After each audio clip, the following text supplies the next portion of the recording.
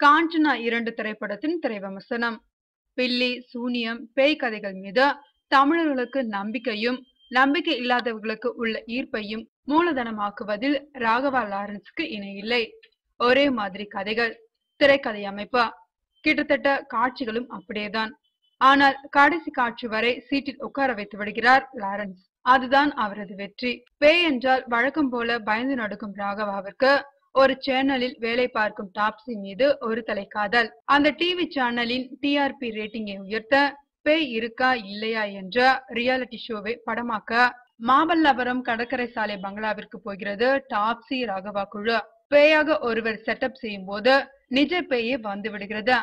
அந்த பேய் டாப்சியின் உடம்பில் முழுமையாக இறங்கி விடுகிறது.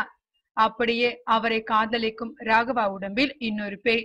இவர்களிடம் மாட்டிக்கொண்டு படாத பாடாய்ப்படும் கோவை சரளா இருவரையும் ஒரு சர்ச்சுக்கு அழைத்து போய் பேய் ஓட்ட ஏற்பாடு செய்கிறார். சர்ச் பாதிரியார்கள் பேயை கட்டுப்பாட்டுக்கு கொண்டு வரும்போது அந்த பேய்களின் பிளாஷ்பேக் விரிகிறது. அதில் ஒன்றல்ல 5 பேர் அநியாயமாக கொல்லப்பட்ட கதை தெரிகிறது.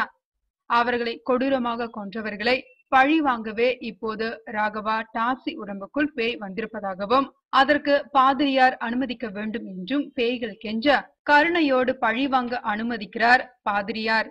காஞ்சனாவோடு ஒப்பிடுகையில் அதன் அடுத்த பாகமாக இந்த படத்தில் விறுவிறுப்பு, திடுக்கிடல்கள் கொஞ்சம் குறைவுதான். காரணம் எல்லாமே கொஞ்சம் ஓவர் டோஸ். முதல் பாதியில் தன் தாயை வாடி போடி என்று அழைப்பதெல்லாம் ரொம்பவே நெளிய வைக்கிறதா.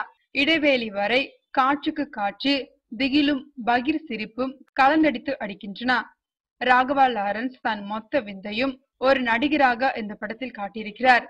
70 வயது பாட்டி வேடம் உட்பட போட்ட அத்தனை கெட்டப்களும் கச்சிதமாக பொருந்திருக்கிறார் மனிதர். பின் பாதியில் மாற்றுத்திறனாளியாக வந்து மனதை அள்ளுகிறார் நித்யா மேனன். கோவை சரளா வெளுத்து வாங்கியுள்ளார். மற்றபடி கோடையில் குடும்பத்தோடு ரசிக்கக்கூடிய படம்தான் இது. அடுத்து முனி 4 தொடரும் என போட்டிருக்கிறார். அதில் முற்றிலும் வித்தியாசமான காஞ்சனாவாக ரசிகர்கள் காத்திருக்கிறார்கள்.